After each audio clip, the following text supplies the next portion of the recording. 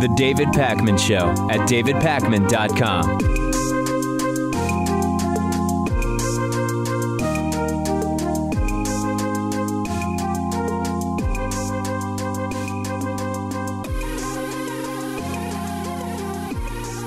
One of the big criticisms of George W. Bush was that he really hurt the reputation of the United States around the world. And it's a fair criticism, right? George W. Bush did make the U.S. look really bad around the world, and that reputation fortunately recovered pretty significantly under President Barack Obama. Our current president, Donald Trump, is blowing George W. Bush out of the water when it comes to ruining our reputation around the world. It's funny how all the records that Donald Trump sets and the areas in which Trump excels in, it's all bad stuff, right? Like Trump set the record speed for reaching such a low approval rating so quickly in one's presidency. And we've done stories about Donald Trump hurting the U.S. travel industry, for example, by making people from other countries less eager to come to the United States for tourism. We now have data showing that under Donald Trump, the world's regard in general for the United States has been falling very, very significantly. And most people connected to the real world would assume that, but we now have actual numbers. The numbers are from Pew Research Center, which surveyed people in 37 countries. And they asked, how do you feel about the United States since Donald Trump took office, as well as a couple of other questions. And you'll notice, based on the data that we're showing you, that at the end of President Obama's second term, 64% of the world had confidence in the president, and 64% of the world had a favorable view towards the United States. And right now, the second line in the graph that we're showing you, you'll see that just 5 months and 1 week into Donald Trump's presidency, only 22% of the world has confidence in Donald Trump. And we've already seen a roughly 25% reduction in the favorable view to the U.S. from around the world, from 64% to 49%. People's view of the United States hasn't been this low since George W. Bush left office. So think about how low it will probably be by the time Donald Trump leaves. He's done all of this damage in only 5 months to the reputation of the United States. Well, I think that Trump supporters will look at this and say, great. I mean, he campaigned on America first. He's going to renegotiate our trade deals, weaken our alliances. The problem is it seems so counterproductive because you want people to invest in our country. You want tourists to come over here. Of course.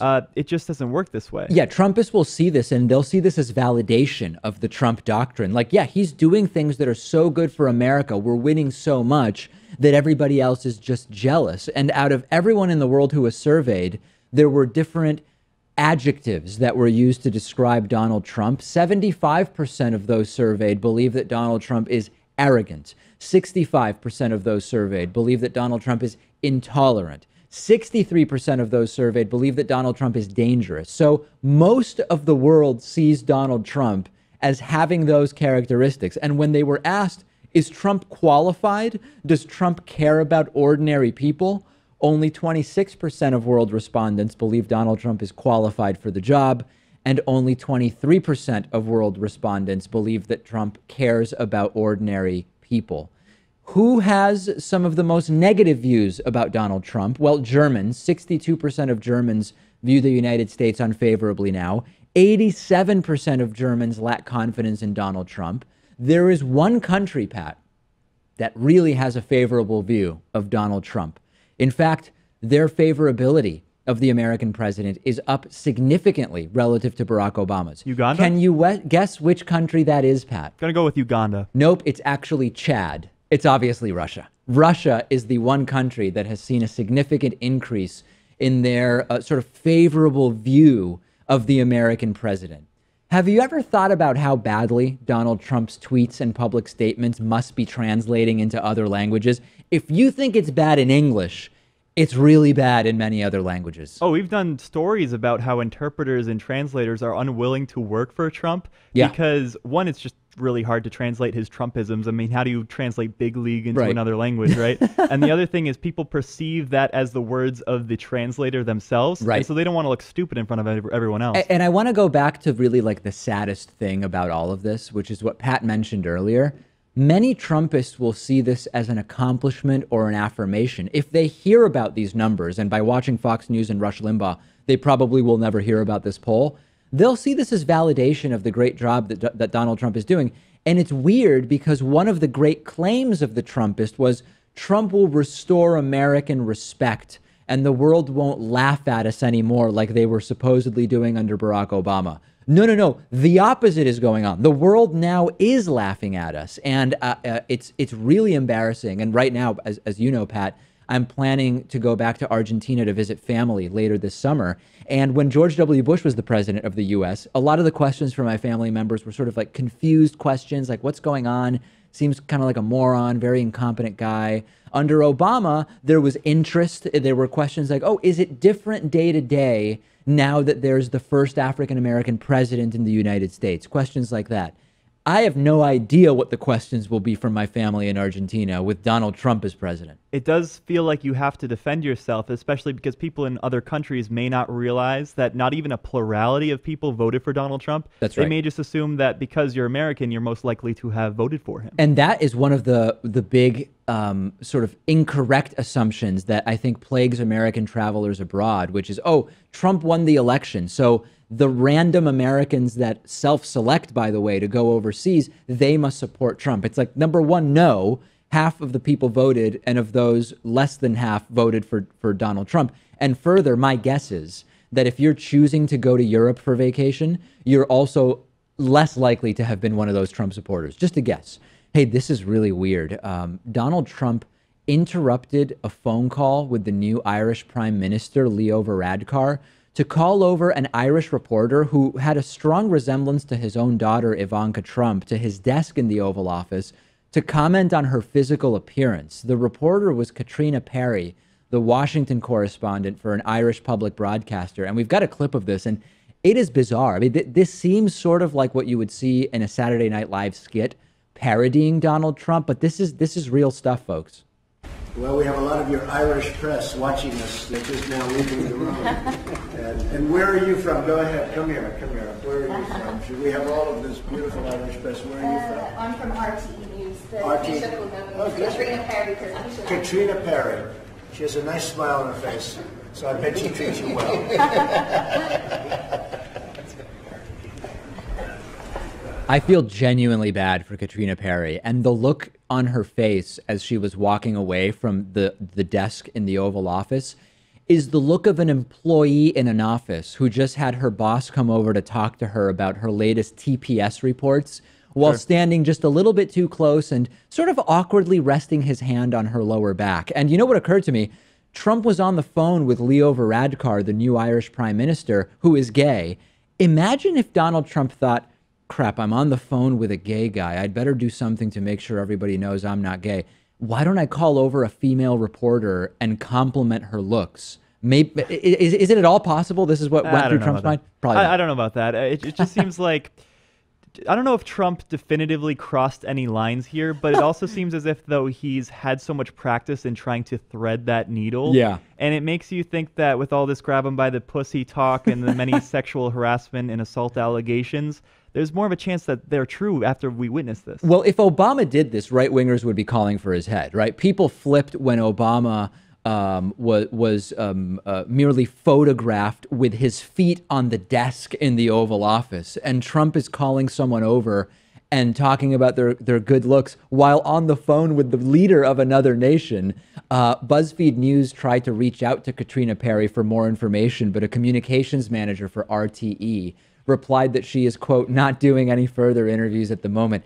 It's all just sort of creepy, right? In an employment situation, it would definitely be sexual harassment. And you're right that Donald Trump has this long history of sort of threading the needle between what's appropriate and what's not appropriate and what's flat out sexual assault.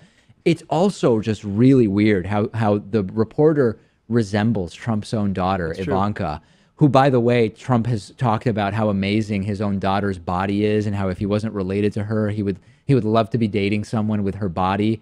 It's just all very creepy. But don't worry, this is a blip. Republicans don't care about sexual harassment unless it's a Democrat who does it. So I wouldn't worry, Pat.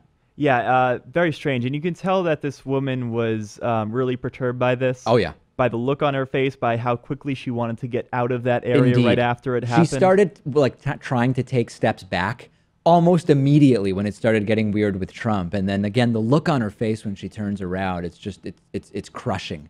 In shocking but also not really surprising news, we've learned that Donald Trump doesn't really know the difference between Medicare and Medicaid. Of course, Medicare is the program for health insurance for seniors, while Medicaid is the program for health insurance for low-income people. Totally different programs. And 6 of Donald Trump's close aides and advisors spoke to the Daily Beast because they're concerned that Donald Trump doesn't really know what's going on with healthcare, and it's bad. Some of them laughed at Donald Trump's recent suggestion that he both knows a lot about and cares about healthcare policy in the United States. And this is corroborated by a recent New York Times story about a Republican senator who left that weird meeting earlier this week with Donald Trump about the new American Health Care Act with the impression that Donald Trump, quote, did not have a grasp of some basic elements of the Senate plan. Donald Trump appeared, quote, especially confused when a moderate Republican complained that opponents of the bill would cast it as a massive tax break for the wealthy, according to the New York Times. And here's the clincher. A former senior aide to Donald Trump said to the Daily Beast that a bunch of times over the last, year and a half, dating all the way back to the campaign for presidency that Donald Trump ran, Donald Trump in private would seem genuinely confused about Medicaid versus Medicare, which is which, what does each do? And he would at times conflate the two and kept having to be reminded about which is which. And we have a quote here from the former senior Trump aide, as per the Daily Beast, quote, there would be times when he would describe what was clearly Medicare, but say Medicaid. And when we pointed that out, he would say, that's what I said, Medicare and Medicaid. And apparently, Pat, and this is the kind of like the saddest part, even though I don't feel bad for Trump, but it is sad. Aides would sometimes be afraid of making Trump just look really stupid in front of other people. So they wouldn't correct him and they'd let him just kind of like say it and they would leave it at that. Okay, well, here's the thing. Those two words are very, very similar. It's only the last 2 letters that are different. Of course, they're different programs, very similar words, Medicare, Medicaid. So it's easy to say the wrong one. And when someone calls you out on it, all you have to do is be like, oh, yeah, I meant the other one. And no one would bat an eye at that. But by him saying, oh, that's what I said, both of them actually, he clearly couldn't even take that easy out. Can't someone just say to him, though, Medicare is for old people, Medicaid is for poor people? Like, I know it's a very crude way to boil it down. And by the way, there are also old poor people who qualify for both and have benefits from both. Trump doesn't not understand this because he's too stupid, right? I mean, he may not be super bright, but this is a very simple concept. He doesn't understand it because he doesn't care. And that's why this is so disturbing. Even people who have a very basic general understanding of the American healthcare system know that distinction that Medicare is for old people and Medicaid is for poor people, to boil it down to its simplest terms. But it kind of doesn't matter. I mean, that's the sort of reality. This lack of knowledge or care about anything didn't prevent Donald Trump from winning the Republican primary. It didn't prevent Donald Trump from ultimately being elected president. His supporters don't care that he doesn't know anything because it's being framed as, well, he's a regular guy who started his business with a small loan of $1 million. And needless to say, his supporters are fine with him not knowing or caring about stuff. They're already blaming Democrats for Trump having no accomplishments to date. What happened to all that wall Mexico was going to pay for stuff anyway? I mean, it doesn't matter, Pat. The campaign promises don't matter. The fact that he doesn't know or care doesn't matter because Democrats and progressives really don't like him. And that feels like a victory to his supporters. Well, Trump would never qualify for Medicaid or need to rely on Medicare. So what does it matter? Why would he care about it, right? It just doesn't affect him it affects very few people that Trump has even met in his life, I would venture to say. Send me your thoughts about this. I'm on Twitter at @DPakman. The show is on Twitter at David Pakman Show. We'll be back after this. The David Pakman Show at davidpakman.com.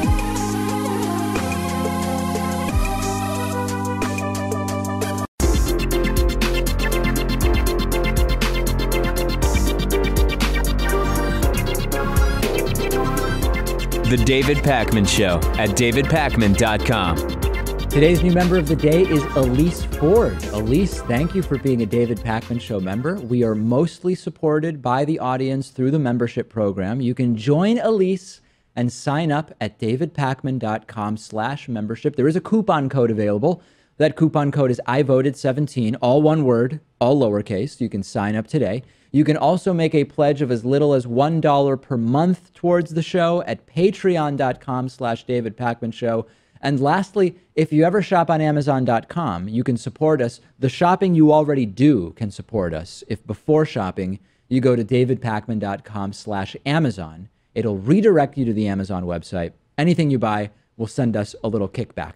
All right, I was on the David Pakman Show Reddit discussion forum this morning. You can find it at davidpakman.com/Reddit, and some very interesting discussions. I'll show you just a few of them, starting first and foremost with a conversation about whether you ever just want to unplug from politics completely. And it's a pretty interesting post from one of our regular Redditors, which says, you know, every once in a while, I sometimes feel like giving up on the entire thing and just disconnecting altogether from news and politics. And I think it's an interesting conversation. I think there's no doubt that certain day-to-day political happenings really don't impact most people. At the same time, though, I think it's important to be an informed citizen when it comes to voting, when it comes to advocating for what matters to you and your family and to humanity. So, yeah, I sometimes do get disillusioned with politics in general, but do I ever say I'd rather just not know anything that's going on? No, that doesn't happen to me. Well, even when I'm on vacations, I'm still reading articles and all that sort of thing. But maybe I'm just in my own bubble because politics is really my passion here. Right. So I'm a little different from everyone else. Passionate Pat. Passionate Pat might be a new meme that we will see. Okay, also from our Reddit discussion forum earlier today, opioid epidemic, a very interesting post about the opioid epidemic and its relation to looking at drug legalization. Really good conversation you can participate in at davidpakman.com/Reddit, which we will actually be talking about a little bit later on in today's program. Okay. Let's continue. Also from the Reddit discussion forum, a conversation about cheating in golf. A very, very funny post saying, I think you're giving a little, I think you're going a little low here, complaining about Donald Trump cheating in golf, David.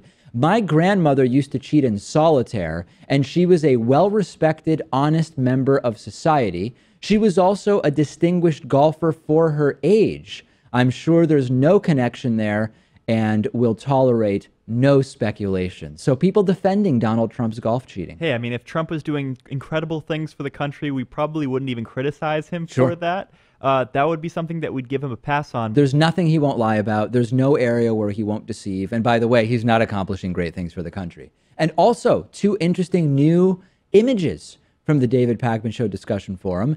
The David Pakman meme, as opposed to David Pakman, putting my face inside of the video game Pac-Man character.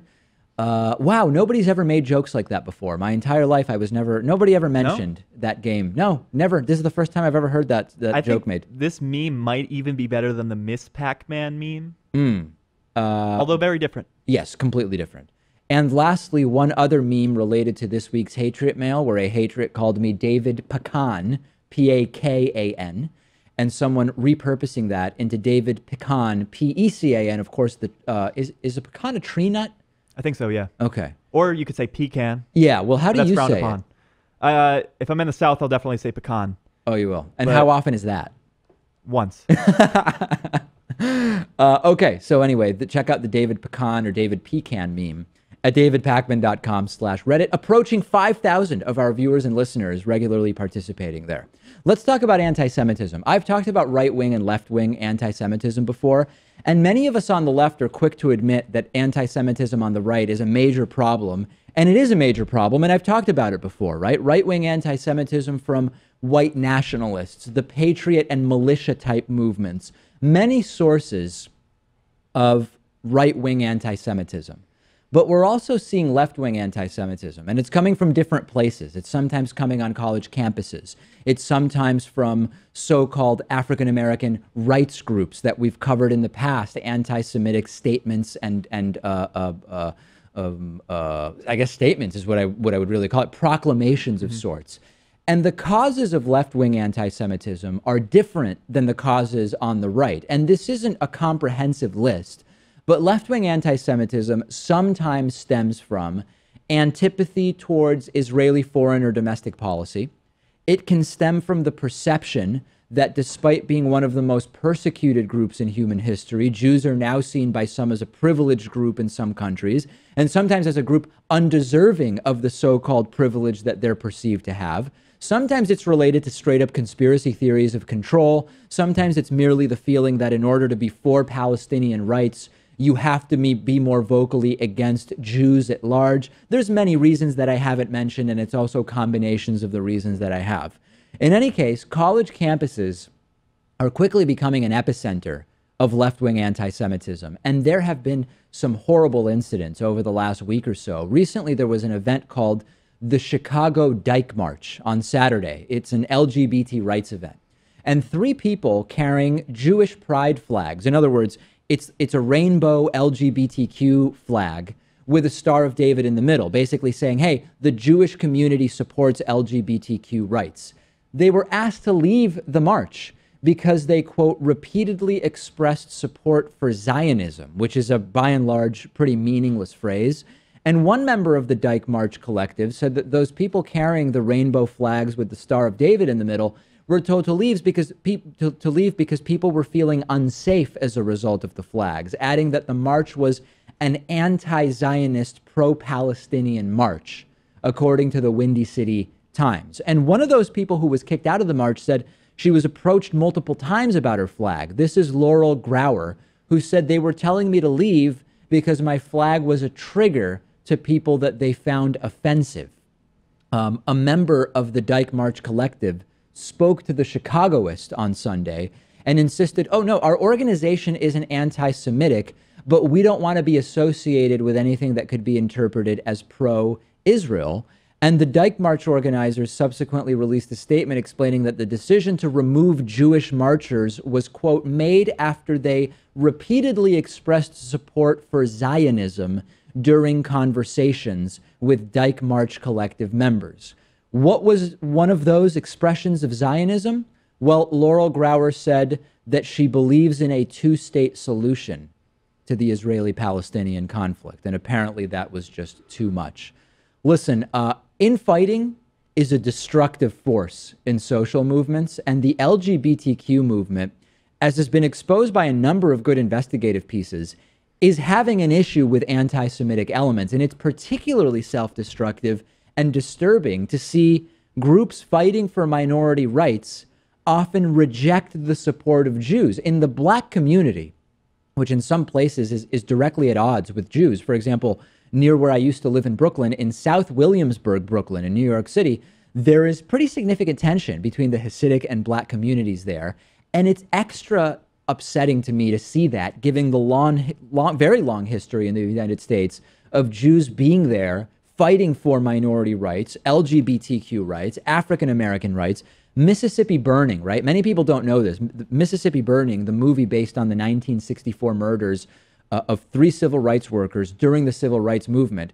2 of the 3 people killed there were Jews. And historically, Jewish groups have been at the forefront of fighting for LGBT rights, groups like the Anti-Defamation League.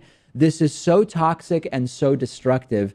And at the core, whatever your feelings are, Pat, movements that start this infighting end up mostly hurting themselves. It really is too bad that this is going on the left. If you look at the other side, Republicans have had a big issue with racism ever since Lyndon Johnson signed the South away with the Civil Rights Act and the Voting Rights Act. Sure. Now, of course, that's not indicative of every Republican, and it's small in numbers, but still very significant. Sure. And that's why I think, conservatives do have a responsibility to call their fellow racist conservatives out on that. As do we. And if this continues to grow, we'll have that same responsibility when it comes to anti-Semitism on the left. Couldn't agree more. Couldn't agree more. And this is just, I mean, what are we gaining? What did the LGBTQ rights/pride movement gain by kicking someone out for having a flag that indicated the Jewish community supports LGBTQ rights and believed in a 2-state solution to the Israeli-Palestinian conflict? Explain to me how the march was better off, okay? On Tuesday, Fox News' website had an article about the luxury and cost of the president's vacations, the never-ending vacations. But I'm not talking about the current president, Donald Trump. They were talking about the last guy, Barack Obama. Here is a headline from Fox News Politics website. Obama's under fire from the left for never-ending, sizzling, ultra-luxury vacations. 2 days before this article was published, Donald Trump spent the entire weekend at Trump National Golf Club in Virginia, something he's done regularly, playing more golf than any president in history after promising he wouldn't really be leaving the White House because there's so much work to be done. Was Donald Trump at the golf club making important deals? No, the White House reported that he was indeed there playing golf. And Fox News is using more or less the same strategy as the Trump White House, which is when Trump messes up or creates some sort of scandal, which is basically every day, Fox News scrambles to avert your attention to something that either Obama did or is doing, or something that Hillary Clinton allegedly did or is doing, or that Democrats did wrong. Often it's something bogus with no real substance. And this time, Fox News is actually having the audacity to blame Obama right now for something that Donald Trump is doing right now. This weekend, Donald Trump took his 30th golf trip as president, at which time he had been in office for 155 days, meaning that since he took office, Trump has on average gone golfing once every 5 days. So what does Fox News do in response? They start criticizing Barack Obama going on vacation after leaving office. And for example, an article about Barack Obama going to Necker Island was floating around in the British Virgin Islands. That's where Necker Island is. Who cares if President Obama is going on vacation after his presidency? Fox News took an out-of-context quote from a Democratic strategist and created this narrative that the left is just furious with Obama because he's vacationing now that he no longer has a job. Sort of a perfect microcosm of Fox News, right? Fox News exists to serve the Republican Party, to pander to their conservative, low information audience, creating these salacious and misleading headlines. Obama's vacations are sizzling, Pat. Oh boy, stop the presses. They're also still on this elitist critique of President Obama, saying sizzling ultra luxury vacations. Obama's net worth is some $12 million, largely from book sales. Maybe that'll increase because of all the Wall Street speeches that he's now doing. Yeah. But their current president has a net worth of supposedly $3.5 billion. At the low end, and that guy is not even a self-made man. He made it from real estate and television. So how could you still be on that? Pat, anybody can become as rich as Trump as long as you just get your dad to give you a small loan of $1 million. Just win the genetic lottery. That's all you need. Yeah. The real headline for this article should be Obama enjoying his life after being harassed by extremists and racists for 8 years, many of whom questioned whether he was an American citizen. That's what you call an accurate headline. And we've talked many times on the show about the hypocrisy here as well, which is that during Barack Obama's presidency, Donald Trump sent out dozens of tweets about how Obama was playing too much golf, right? Remember the endless tweets about Obama playing too much golf? And it's Trump who's playing the golf. At this point in his presidency, President Obama had gone golfing 8 times.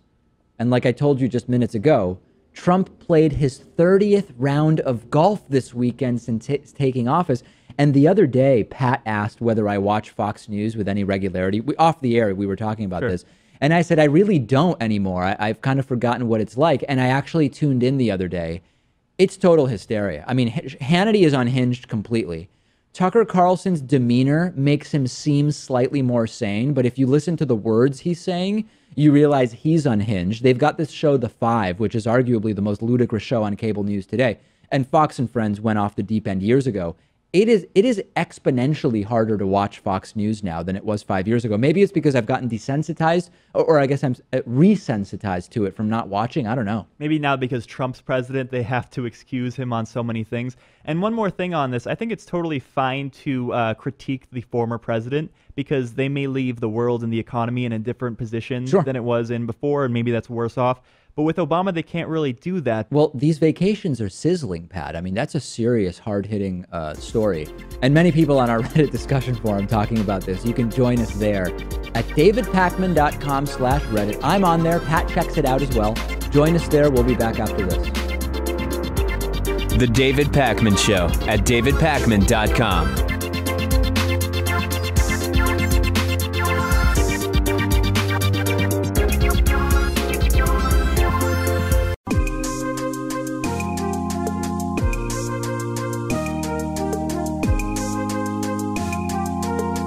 Welcome back to the David Pakman Show. The right generally likes nuclear energy, but I actually want to talk about the debate that's taking place on the left. There are people who are against nuclear energy, period, saying that only alternative renewables are what we should be using. So wind power, solar power, hydrogen fuel cells, geothermal. Hydroelectric is sometimes included. It's not truly renewable in a technical sense, but okay, sometimes it's included in there. And some on the left instead will say, hold on a second, nuclear, even considering disasters, kills way fewer people than pollution from straight up burning of fossil fuels. It's going to be a while until we can solely rely on renewable energy, and we should use nuclear power. There's two views on it from the left. And what I want to suggest to you is that this is a debate that's not even necessary. To have this debate, we are going to basically be talking about how tolerable is the risk of nuclear. And I don't think we need to even do that because we just don't even need nuclear. And part of that is how long nuclear would take to implement. And there's many people who say, well, listen, nuclear could be a sort of pragmatic halfway point for us between having dirty energy and having 100% clean, renewable energy. But the truth is, it takes a long time to get new nuclear energy on board. Assuming we even start the process right now of building new nuclear power plants, the approvals period alone can take a very long time. A potential location for a nuclear power plant needs to meet a very long list of criteria that are spelled out by the U.S. Nuclear Regulatory Commission, and also the EPA and a whole bunch of other federal regulatory agencies have a pretty broad range of regulations and authority to reject power plant licenses, and that's all separate from the rules of the Nuclear Regulatory Commission, which I mentioned. And even if they find a place that meets all the requirements, and you get through all of the approvals process, and you get people on board generally with the idea of nuclear energy, you still have the issue that people tend not to want these power plants in their backyards. A Gallup poll last year found that most Americans are against nuclear energy. This was the first time that Gallup has ever found a majority of Americans in opposition, and nuclear has been becoming more and more unpopular since the year 2010. A Pew poll last year actually found that most Americans are against building more nuclear power plants as well. And by the way, that same poll found that 88% of Americans want more solar and 83% want more wind energy. A 2015 Morning Consult poll found that 77% of Americans would refuse to live within 10 miles of nuclear waste, and 63%, nearly two-thirds, wouldn't want to live within 100 miles. Even state, county, local, and tribal governments can really gum up the nuclear licensing process if they don't want plants in their jurisdictions, and many of them don't. Just finding a place to put one nuclear power plant is a very complex and time-consuming headache. And once you get approval, you need proposals. It takes years. Licensing a place to put the plant is a totally different process than licensing the proposal for the plant's design. And it actually follows a convoluted NRC process, which we've got on the screen for our viewers who are watching along with us. This entire process from beginning to end usually takes 10 to 20 years. You've got to determine whether nuclear power is viable in that particular area. You've got to decide where to put the plant. You have to license the plant site and deal with all of the regulatory and public opinion hurdles that go with it. You've got to then license the design of that specific plant and move on to site preparation, the actual construction process, the extensive startup testing process, and the final stages of commissioning. This can take decades before you see any nuclear power. And given the speed at which we're advancing in alternative clean energy, the timeline for nuclear just doesn't make sense. We can say, if we could have more nuclear today, that would be great. Take away from coal and gas, move to nuclear, eventually replace it with alternative energy. But by the time new nuclear could actually be turned on, it will be even less desirable than it is now because renewable energy will be that much more viable. Right now, one of the main arguments against renewable alternatives is, well, they can't provide all the energy we need. And one of the reasons for that is that we can't efficiently store energy produced by renewables, and there aren't really realistic alternatives to nuclear there as a result. This is going to change, and more than likely it's going to change well before new nuclear power could actually be turned on and provide energy. The University of Utah and the University of Michigan have chemists who, in participating with the U.S. Department of Energy's Joint Center for Energy Storage, have developed a large charge-storing molecule that is 1,000 times more stable than current battery compounds, and they say they're expecting a much brighter future for renewable energy storage. These are called redox flow batteries. Elon Musk of SpaceX and Tesla fame has been talking increasingly about energy storage, and storage is going to become cheaper and cheaper. Look at batteries, which have decreased in cost per storage by 80% in the last 6 years alone.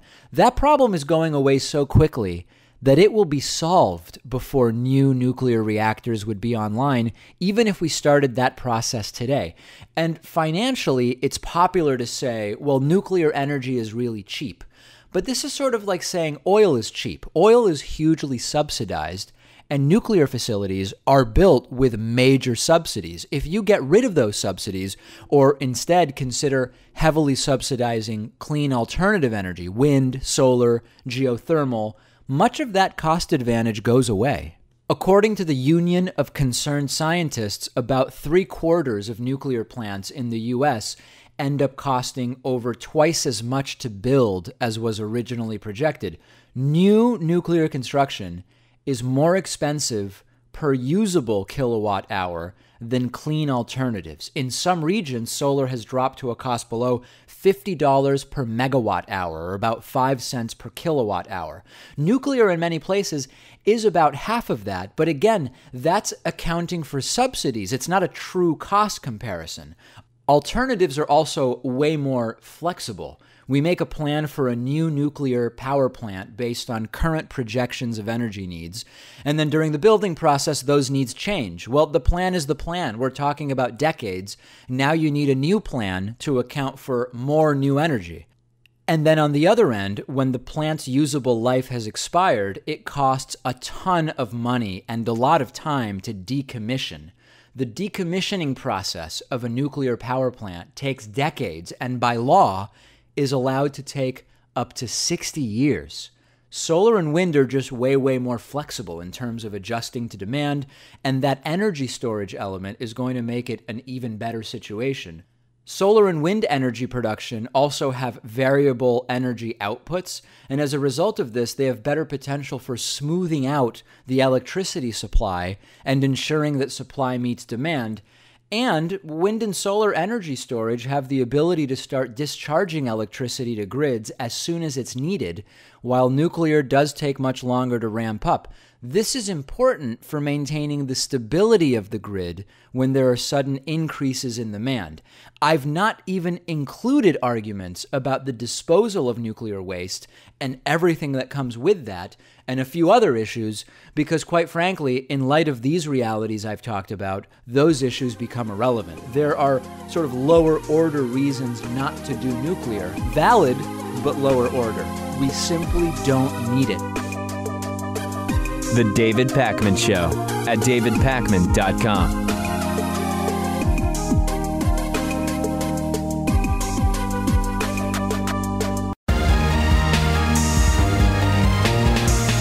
The David Pakman Show at davidpakman.com.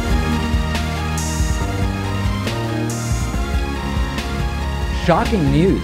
Just kidding, not shocking at all. A new study finds that raising the minimum wage, a sort of reasonable amount relative to the cost of living, has economic benefits and generally improves people's lives. Many right-wingers will tell you that if you raise the minimum wage, right, especially to $15 an hour, as many Democrats want to do, it'll be the apocalypse. Businesses will close, widespread unemployment, Unfortunately, the facts don't really bear that out. We have a new study conducted by UC Berkeley, which proves the opposite. They looked at Seattle, Washington, and they looked at Seattle's $15 minimum wage, and it worked really, really well. The study used the rest of Washington's economy as a sort of control to predict what would have happened in Seattle if they had not increased the minimum wage to $15. On January 1st of this year, the $15 minimum wage took effect. And now unemployment is lower than it's been in Seattle for nearly a decade.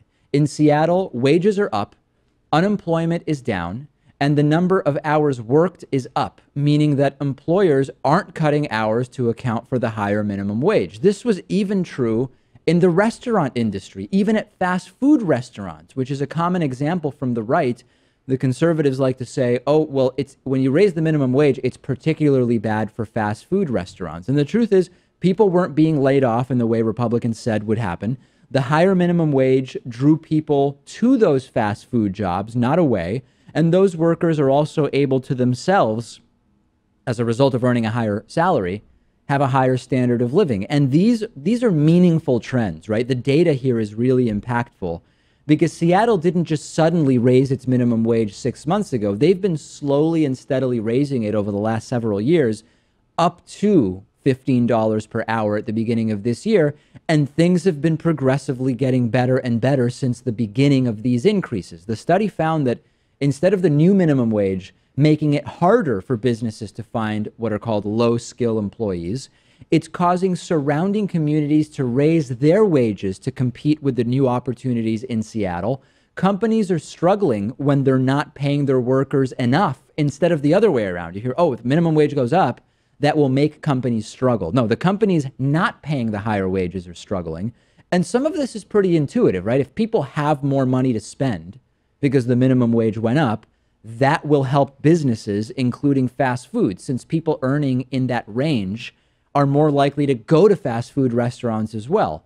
And more people are working. They're working more hours. They're getting paid more, all of which stimulates the economy. Seattle is the first major city to raise its minimum wage in this way. And this is now going to become part of a larger study at Berkeley to look at other cities raising their minimum wages. This is very good news. Right, and conservatives have this talking point that if you raise the minimum wage, then you have to make up for it by lowering hours or cutting staff in some way, as if there's no other factors there. And I understand that, a company may budget out a certain amount to labor costs. Sure. But there's other things in that pie chart, right? Like, for example, corporate profits. And when you're talking about big companies like McDonald's or Walmart, they can easily afford to do that. No doubt about it. And it is not a linear relationship, right? If you raise wages X, you don't have to raise all prices that exact same percentage. And by the way, there's another really common conservative talking point from those who try to debunk the minimum wage, which is, listen,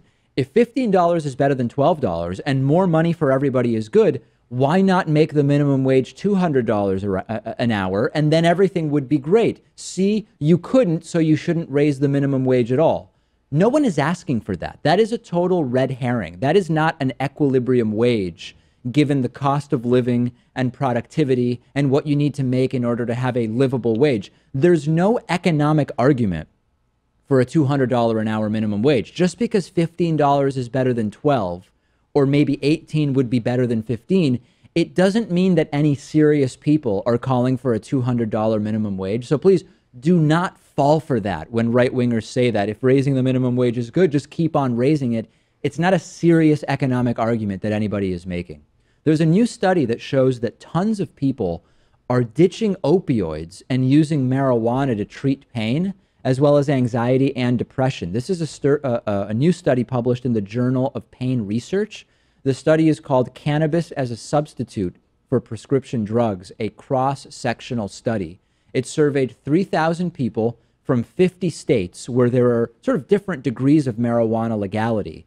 And it found that nearly half of people who use marijuana at least once within the prior 90 days were using it as a substitute for prescription drugs to treat either pain, anxiety, or depression. There apparently, and this is very interesting, there was no difference in the rate at which people were replacing medication with marijuana in states where it is legal and in states where it is not legal. It appears as though the legality of marijuana is not deterring people, but that doesn't mean that it makes sense to send people to jail for choosing marijuana to treat their pain symptoms. It's just sort of an interesting statistical note to make. So this means that not only are people using marijuana to replace opioids, which are way more addictive, by the way, that about half of people doing it are using marijuana to replace prescription medications of other kinds. And the most recently, the most frequently replaced drugs are painkillers, which includes opioids as well as other addictive narcotics. 13% were replacing depression and anxiety drugs. And there's sort of less research there than there is into marijuana as an alternative to painkillers, but very interesting nonetheless. Well, it seems as though marijuana distracts from pain more so than it does counteract it, as opiates do. So you can get your mind onto other things. And as you talked about, I think, if you have other ailments like perhaps nausea, maybe you're going through chemo and you have to get some food into your system. Marijuana is an easy way to do that because everyone knows it makes you more hungry. Appetite stimulant, as they say. Now, this isn't to say that marijuana is the best treatment or even a good treatment for depression or anxiety, for example. And we're also not saying that smoking things is good for you, right? When you smoke anything and you're inhaling smoke, that's not good for you. You don't have to smoke it. You could use a vaporizer or eat it. What we're talking about here is medical applications of cannabis. And the notion of people replacing opioids and other narcotics with marijuana, which is unquestionably more benign, it seems like an incredibly preferable situation from a public health perspective. And of course, we need more research into how marijuana can treat different pathologies. This includes the ones I've listed, but this also includes others. And the classification of marijuana as a Schedule I drug continues to create major hurdles. It's great that states are legalizing, but as long as it remains a Schedule I drug federally, it is going to be difficult to learn as much as we can about the possible medical approaches. And look at what we've learned, right, from the decriminalization and legalization that we've seen so far. Legalization in Colorado, crime didn't go up. Very interesting and important data. Legalization removes power from the black market. You still have a black market when you legalize pot. The selling of untaxed pot, for example, selling of pot to minors who would not be able to go into a dispensary and actually buy it, but it shrinks the black market drastically, and then also higher than expected revenues for states to put into addiction treatment, education, public health, etc. And one of the most important elements of this is replacing really dangerous and addictive opiates, which are part of the reason for the opioid epidemic, right? Many people don't get how this works. They associate people on heroin with, homelessness or mental illness or whatever, right? There's these sort of stereotypes about it. Many of the people that are ending up addicted to heroin are starting with a legal opioid prescription from a doctor for a legitimate injury or procedure that they've had. They get addicted to that legal prescription, so they start buying opioid pills on the street, and then they realize, wow, the pills are way more expensive than heroin. I'll just switch to heroin. That is a path that has been widely identified. Why not try to circumvent that with cannabis? A lot of people seem to talk about marijuana as if it's some big panacea and will solve all of our ailments. It's not to say that marijuana can't have negative health consequences. Sure. It can, but given the alternatives of people using opiates and then moving on to stronger, more effective drugs like heroin, it's a much better option. How can anyone argue against that? And yet another study that is pointing us in that direction. We've got a voicemail number. That number is 219-2-DAVID-P. Not everybody is thrilled with the Eggman's recent phone calls to the show. Take a listen to this. Hi, David, Pat, this is Andrea from Reno again. You know, you're always playing the Eggman on your show. I don't know why he holds such sway with you that you have to keep playing his stupid rants. But this is substantial, the message I left earlier. About Nancy McLean and her book, Democracy in Chains. This is really important. This is something that Tom Hartman has been talking about as well. I think all progressives really need to buckle down and know about this. We need to teach the resistance. I'm part of that. Action speaks louder than words. And stop listening to the Eggman and maybe listen to me. I would really appreciate it. Thank you, thank you, thank you in advance. Bye. Harsh words for the Eggman. Stop listening to the Eggman and listen to me instead. I think it's only appropriate that we have the Eggman on to respond to this, right? Well, I have a feeling he will. We've got a tremendous bonus show for you today. You can sign up for membership and get instant access to it at davidpakman.com/membership. Not only will you get great benefits like the bonus show as a member, but you'll also be supporting independent media like the David Pakman Show. Sign up, davidpakman.com/membership. We'll speak to you then.